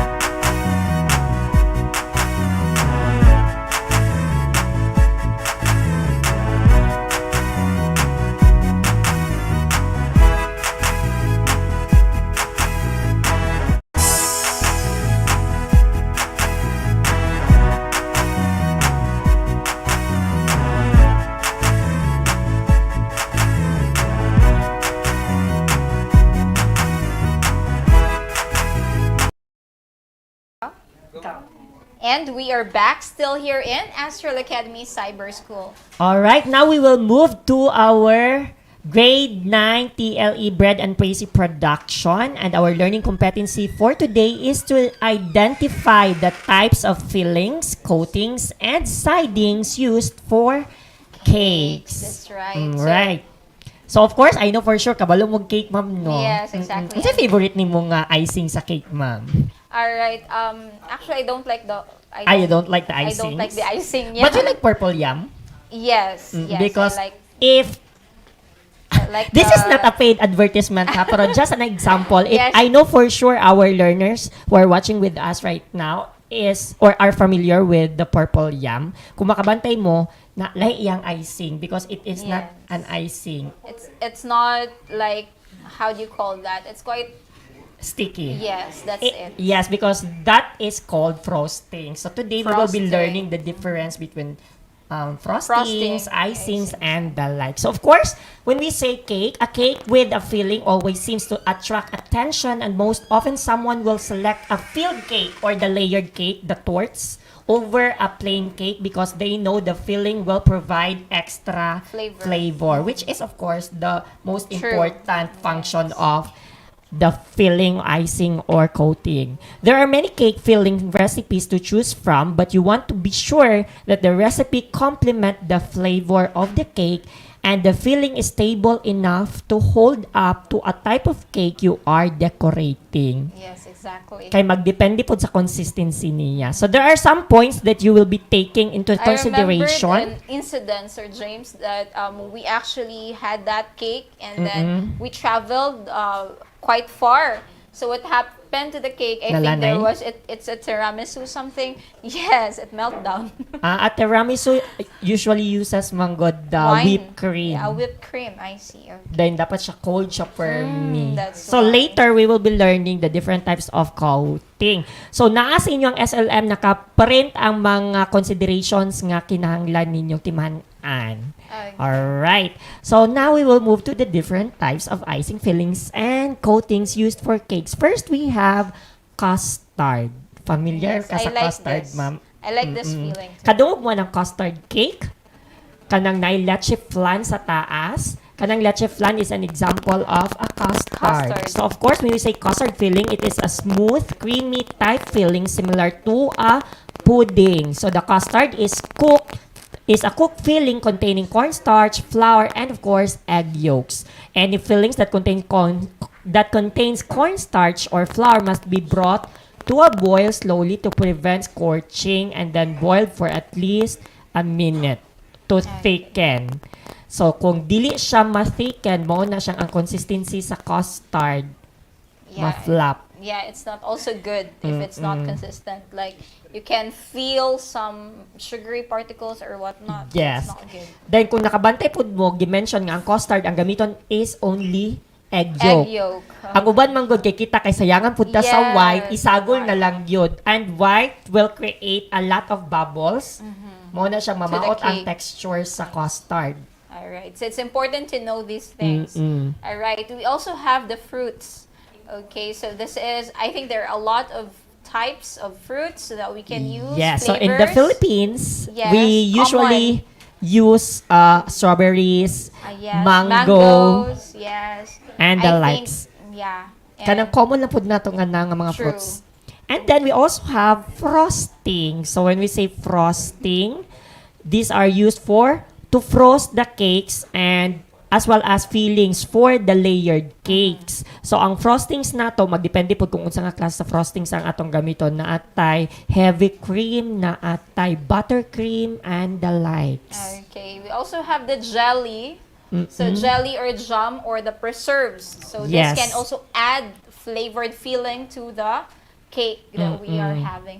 So I think this is not also my favorite. That's not one of my favorite. The jelly like. Yes, I don't like the Oh, jelly. I actually love strawberry jam as fillings. I see. Okay. And then the next type of filling is the whipped whipped cream. cream. This is what I'm talking about Yes. earlier. The whipped I cream. think I like whipped when a creams. filling or an icing is used or created using whipped cream, mao ni siya nga type sa cake nga dili siya pwede mainitan og ayo I kay see. malanay siya So, dali. if it's long travel, do not bring Yes. such types of cake. Mm-mm. You know what will happen. And lastly, we have glazes glaze and and syrups, syrups. So yes. one of the most common glazes my or syrups favorite. used is the chocolate Chocolate, ganache. yes. So chocolate ganache is one of the most common wherein a bar chocolate is melted together with whipped cream and then it is glazed on a cake. Yes, it's like syrup. Yes, right? mo na yung ganahan mo. Yes, no? And that's very yummy as my well. favorite. So, mo na to siya. Alright. Those are the different types of Okay, feelings. Since learners. our competency is to identify your activity. So your task also on your activity sheet is just to identify what is being described by the sentence sets. Alright, okay, so you write your answer on the space provided on your SLM. All right. So we'll proceed with our TLE 10 and our learning competency. This is on housekeeping.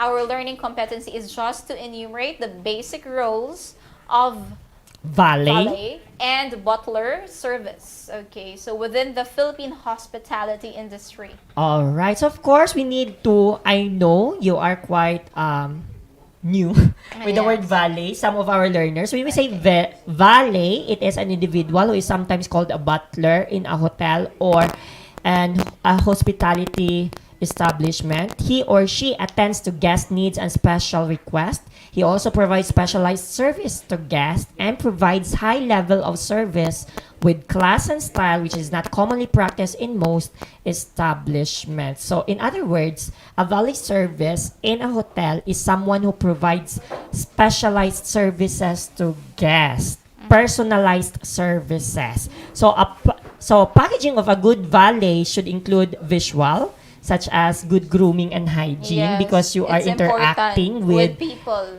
people of different Yes, races. true. And you also have an effective communication skill.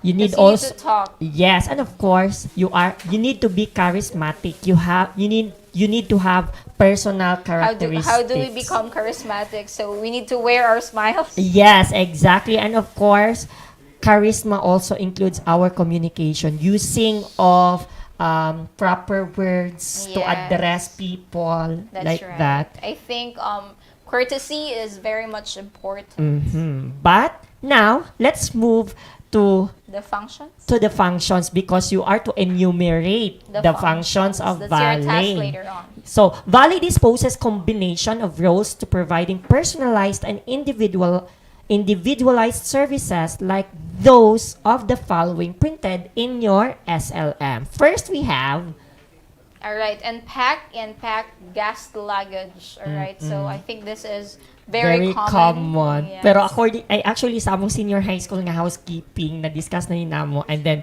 ang uban manggod nga wala sila kasulay nga pwede di ay magpa-pack or magpa-unpack. Actually Yes. pwede siya, but then again Are there dili siya- charges? No, not really. dili magud siya kasagaran sa mga standard rooms gi-offer ang packing and unpacking. It is usually offered in expensive rooms such as deluxe and suite. Presidential suite.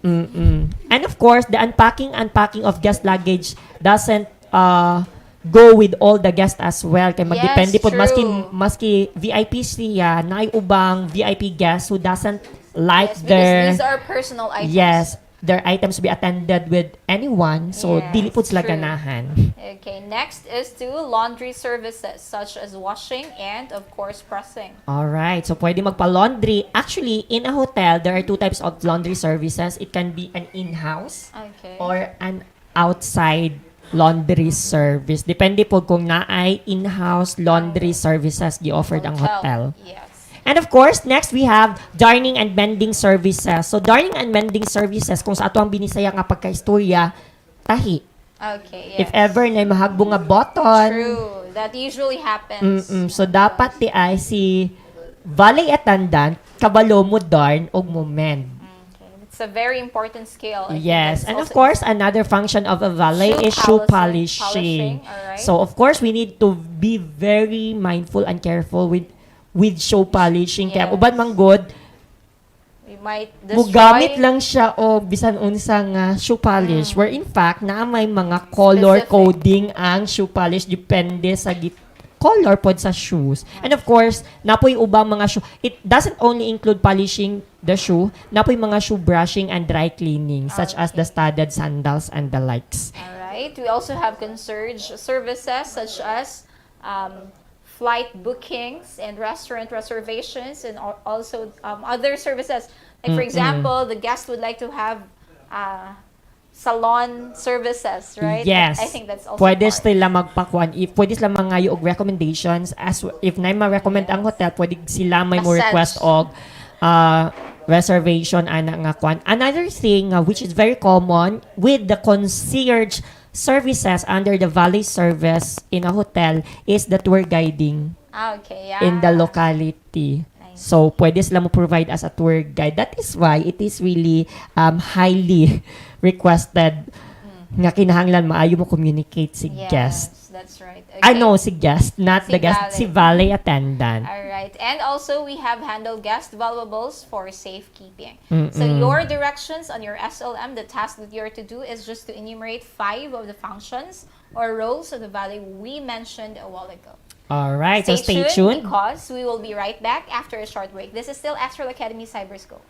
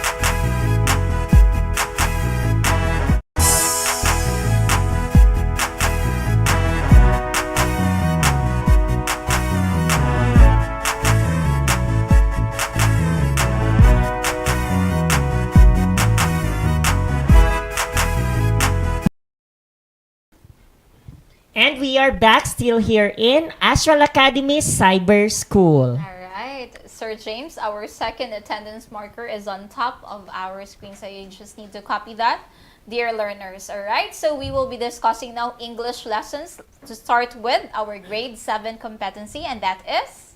To react to what is asserted or expressed in a text. That's right. So, of course, we have these terms, so we need to remember before we give a reaction. For example, we need to have an assertion first.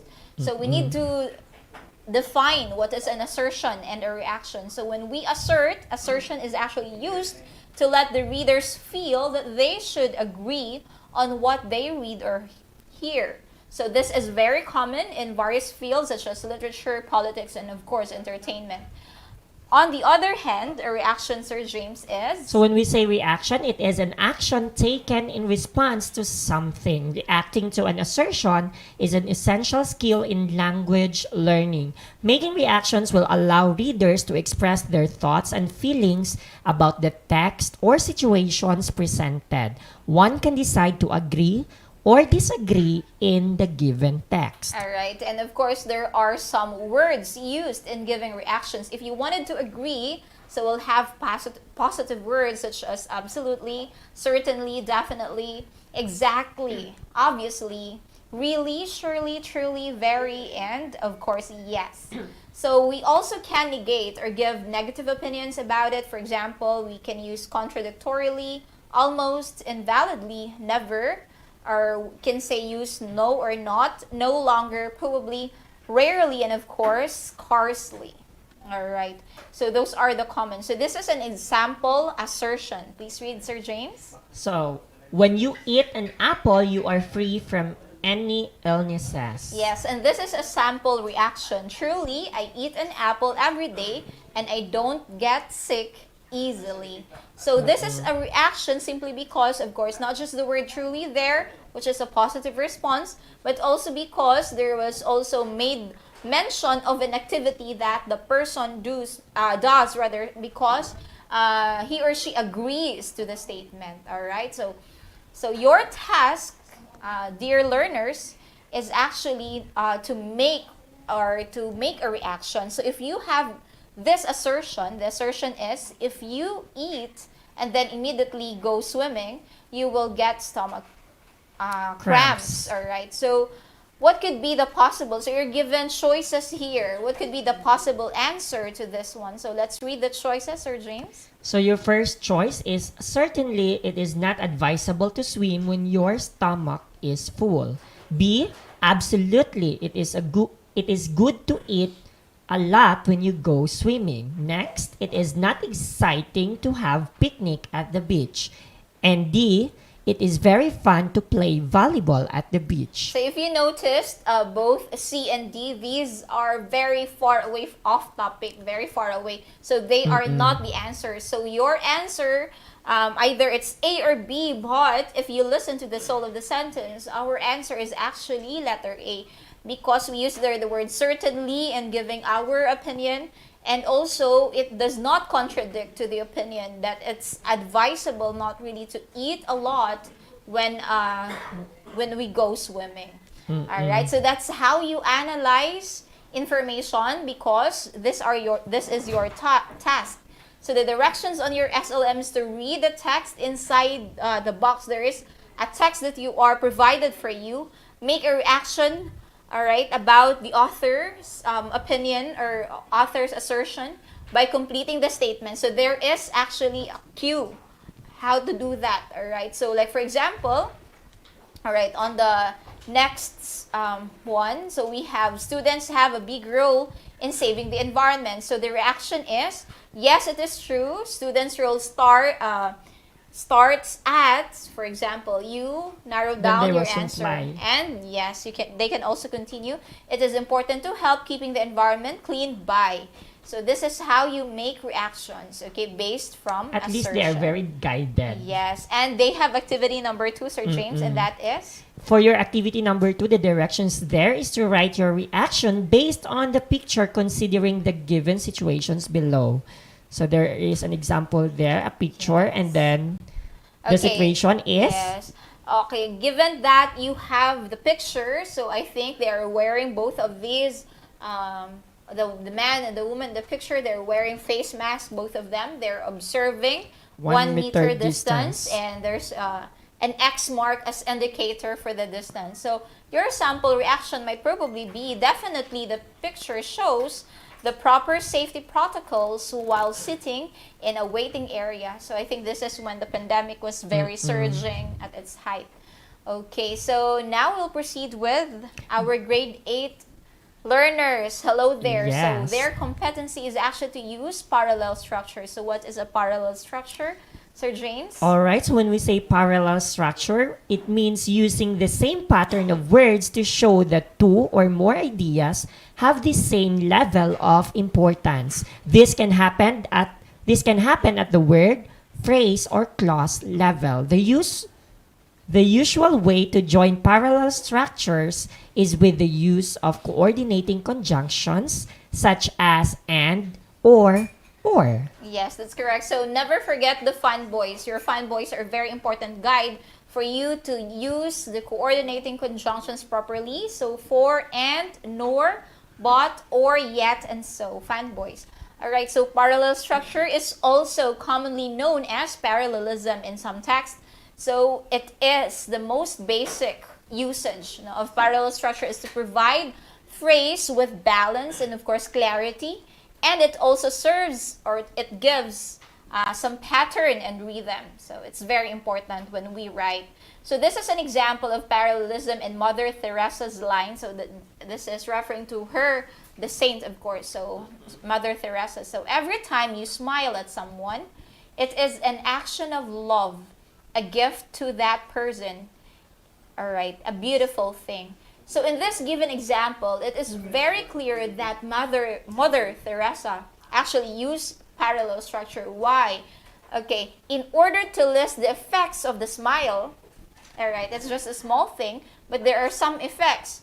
So an, it follows this pattern, an or a, so those are indefinite articles, followed by the action, all right, or a noun, for example, or followed by a noun, for example, like action and gift, and followed by preposition of, to, and followed by, lastly, another noun, just like love and that person. So this one clearly follows parallelism, so that whatever you write on the first one, like for example, I like swimming, jogging, and baking. For example, you will not say, I like to jog, to swim, and baking. So that is no longer parallel. So if we use infinitive phrases, use them all throughout. If you would like to use gerund, just like baking, so use it also all throughout your sentence. Okay? So let's move to your activity. So you have 3 activities for this task. So the first one is to correct the following sentences for parallelism. If you think that they do not actually need or they do not require correction, so do not make any changes at all. But if you think that there is actually a need to change them, so go ahead. All right. So let's move to activity number 2, Sir James. Activity number 2, correct the following list of parallelism. Not all lists require correction. Okay, same thing. And of course, we have activity number 3, and that is to correct the following sentences for parallelism. And of course, still, there are some sentences that no longer require you to actually change it. All right, so stay tuned because we will be right back after a short break. This is is Astral Academy Cyber School.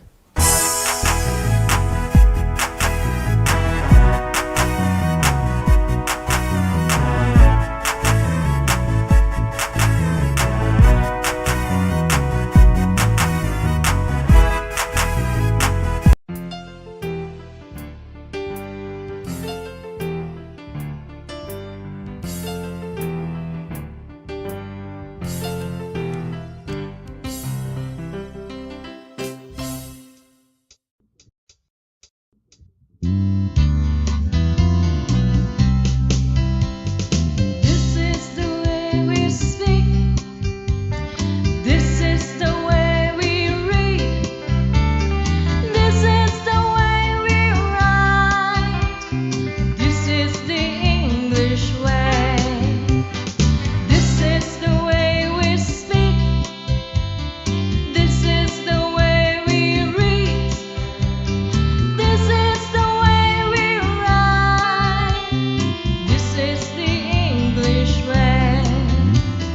Come and learn to speak and write of the language of the world. Learn to understand the language of the world. This is the way we speak. This is the way we read. This is the way we write. This is the English way. This is the way we write. This is the English way.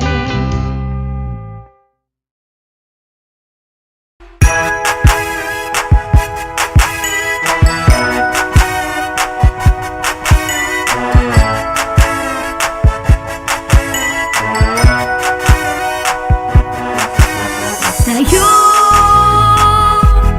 tayo na.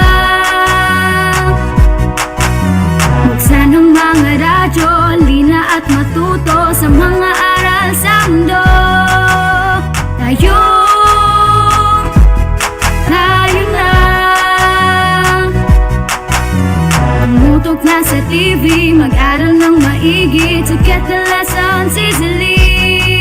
It's tangkop time. We learn all things, it's very fine, masaya.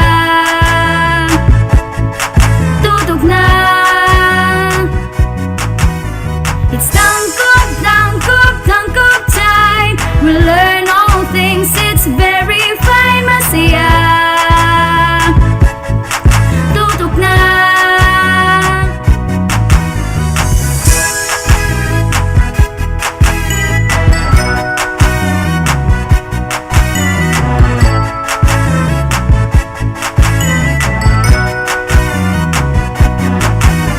Tayo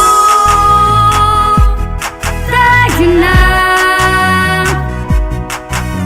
Let's come and learn together, supporting one another. We love, we care, we share. It's tangkop time. We learn all things, it's very fine, masaya. Tutok na. It's tangkop time. We learn all things, it's very fine, masaya. Tutok na. It's tangkop time. We learn all things, it's very fine, masaya. Tutok na. It's tangkop time. We learn all things, it's very fine, masaya. Tutok na. It's tangkop time. We learn all things, it's very fine, masaya. Tutok na. Tangkop time.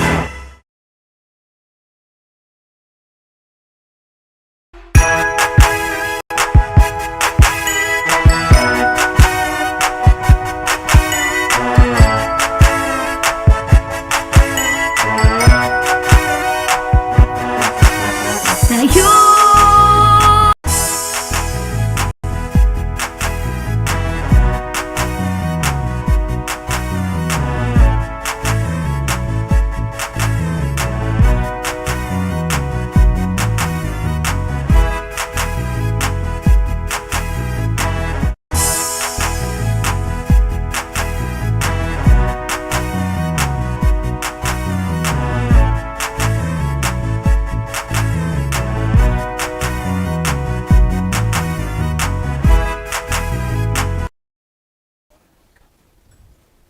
And we are back still here in Astral Academy Cyber School. Alright, so for our grade 9 learners, this is your English competency, and that is to judge the validity of the evidence listened to.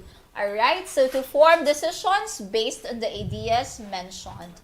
Alright, so decision making is a cognitive ability and is considered one of the most important basic management skills that we need to develop. However, it can differ from person to person. Alright, so there are actually some important things we need to look into when we make decisions. These are actually steps that we need to have, or the methods in how to make decisions. These are, Sir James? First, we have to identify the problem first. So it is recognizing the purpose of your decision by asking yourself what exactly is the problem that needs to be solved. Alright, next is to gather relevant information. It is getting information that is related directly to the problem. And of course, the next step or method is to identify the options. In this process, we need to determine clearly all the available alternative options, paths, or actions for the decision to be made. And of course, number 4, that is to evaluate the evidence. This is where you assess all the options laid down for you, their advantage, of course, and their disadvantages. So which one weighs more? Is it the advantages or the disadvantages for you to make a decision? Next is to choose among alternatives. This is where we select the best alternative based on the evaluated options. All right, and of course, you need to take action or form decision. So this is where we implement our course of action or associated with the alternative path or option being selected. So we need to make a stand. We need to have an action to decide on. And lastly, And the last one is, of course, to analyze the result. So examine the outcome achieved after the implementation of the action. yes, that's why in everything we do, we really need to have some feedbacking. So Evaluation and yes, evaluation assessment. and assessment. So in order for us to find out if there are still some things that we need to look into to improve more Yes. in crafting or making decisions. So we make decisions every now and then, learners. So you might be thinking that I'm just staying at home, so I don't need to make a decision. Like for example, eating, for example, or taking a bath. These are very small decision-making parts of our day, but these are still decisions to make. So Decision making is actually a Yes. life skill as well. True, that's Because right. through your decision, you You maneuver develop your more own as a self. person. Yes, that's correct. So you would analyze how are you in processing information. So your task direction, activity number 1, that is to compose a graphic organizer. It's actually laid down on your SLM. You just need to supply the missing steps in the decision-making process given to you a while ago. And of course, your activity number 2, your task is to study the information about Face app. So, of course, this app had been circulating just like TikTok and the rest, which has gone viral on social media because there was a thing there. There's an article that came up in which it says that we need to decide whether to use it or not. So, so how about making a decision or a stand for that? Okay, all right. So we'll proceed to our grade 10. Our English competency in grade 10 is to critique a literary selection based on the reader response approach. So what is a reader response approach? So a reader response criticism is a school of literary theory that focuses on the reader or the audience and their experience of a literary work, in contrast to other schools and theories that focus attention primarily on the author or the content and form of the work. Okay, that's right. So it's your own feelings and emotions at play. So in the beginning of the paragraph of your reader response essay, be sure to mention the following. The first, of course, the title of the work you are commenting on, to which you are responding. All right, so the author who wrote it, for example, A Rose for Emily is written by William Faulkner, and the main thesis of the text. So do you like it? You don't like it? So just explain it to your readers on the succeeding paragraph. Next, of course, after the beginning paragraph is, we need to look into the body paragraph. So what could be in the body paragraph? So these are some of the questions that you might discuss in no particular order. So which one you like to discuss first, so you can have them. First one, Sir James, that is to... What does the text have to do with you personally and with your life? Past, present, or future? Yes, because this is your connection to the text. Next, second, how much does the text agree or clash with your view of the world and what you consider right and wrong? Because we have, of course, our own belief system. So sometimes we're influenced by the text we read, but we still need to make our own decisions as to pertaining to our personal life choices. Next is to what did you learn and how much were your views and opinions challenged or changed by this text, if at all. So if it has made an impact. And did the text communicate with you? Why or why not? And we still have other questions, Sir James? And the next one, how well does the text address things that you personally care about and consider important to the world? How does it address things that are important to your family, your community, your ethnic group, to people of your economic or social class or background, or your faith tradition? If not, who does or did the text serve? Did it pass the who cares test? Yes, that's correct. And also, we can also ask questions like, what can you praise about the text? Some good points maybe. What problems did you have with it as well? Like for example, the language. Maybe the language it's written in modern or not modern English, maybe in Middle English or Old English. So that would also give us a very hard interpretation of the text maybe. Or how well did you enjoy the text? Or if you did enjoy it, is it entertaining? Is it a form of a work of art for you? So these are things we consider. And in the conclusion part, you might also want to discuss first your overall reaction to the text, whether it's good or bad for you.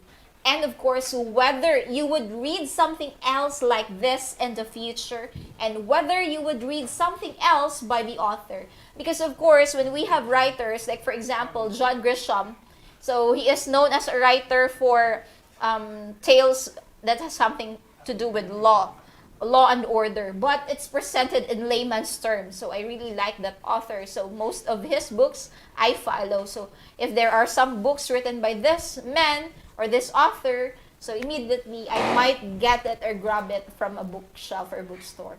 So if you would also recommend the text to someone else, and why would you do that? All right, these are some of the things you need to consider. So your activity, you only have one activity because this is very broad. It would take you a lot of time to do this. And that is, Sir James, the directions. The directions: read the eulogy for a pet written by Delma B. Dicino. Run, Papoy, run to your freedom, to your happiness, to the clouds. On your textbook, that is on page 294 to 95.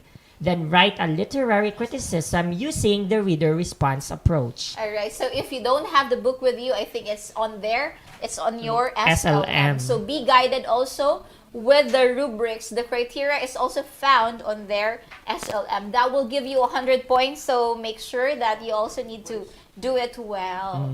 All All right. right, so dear learners, our third attendance marker is already on top of your screen, so please take note of that. All right, so we would like to thank, of course, special people to our executive producer, Sir Gasapi, and the entire production team for having made Yes. Astral Academy possible. So this has been Mama Halia from Santa Maria National High School. And this has been Teacher James Mark P. Saporno of Sumirep National High School saying continue learning and hashtag shine Tangub Stars. This is Astral Academy Cyber School. Bye!